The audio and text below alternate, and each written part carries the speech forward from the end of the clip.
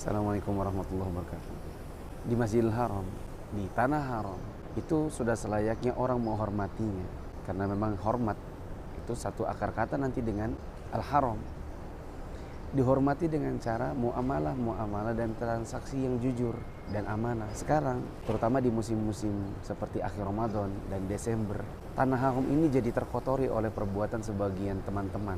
Entah broker, hotel-hotel, entah muassasah yang bergerak di bidang travel, entah travel Indonesia sendiri, baik yang travelnya adalah travel umum maupun travel yang mengedepankan jualan dengan kata sunnah, bimbingan sesuai sunnah, dikotori dengan perbuatan-perbuatan curang. Harusnya kan kita kalau sudah ada kesepakatan, misalnya kita berangkat insya Allah tanggal sekian, maskapainya ini, hotel Mekahnya ini, Madinahnya ini, atau setarafnya, kemudian terjadi musibah misalnya seperti yang banyak terjadi di bulan peak season seperti akhir Ramadan atau di Desember, harusnya kalau memang ada perubahan itu harus satu murni musibah, bukan bentuk kelalaian. Seperti misalnya kita ditipu orang, itu bedanya, itu musibah buat diri kita. Kemudian jangan sampai itu timbul karena keserakahan kita sendiri. Kita ngumpulin uang jamaah, terus kita cari-cari hotel yang setaraf aja tapi yang paling murah.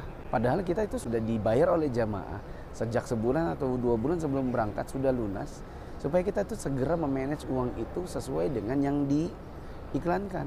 Sebagian travel atau muassasah itu memang menyengaja untuk tampung dulu uangnya jamaah, lalu kemudian tidak langsung ditransaksikan.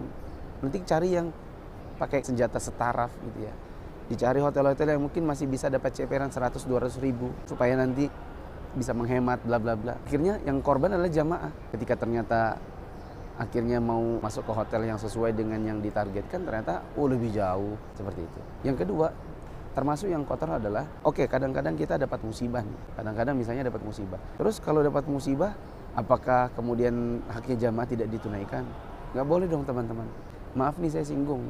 Tidak cuma travel-travel umum, tetapi juga kadang-kadang travel yang labelnya sunnah. Saya dapati ada ustadz kita datang ke kantor saya main, kemudian dia cerita, saya nggak mau lagi sama travel anu. Kenapa ustadz? Waktu itu kita akad katanya 13 hari. Ternyata ada maju penerbangan, jadinya 12 hari. Jadi hotel itu terpangkas sehari.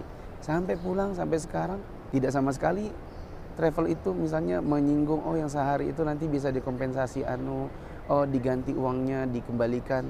Itu kan haknya jamaah ya. 13 hari berubah jadi 12 hari. Berarti kan ada haknya jamaah yang masih belum ditunaikan. Anda harusnya memberikan kompensasi dong. Kalau misalnya anggaplah Anda kena musibah, ditipu oleh broker misalnya di Mekah, ya, oleh para durjana di Mekah ini.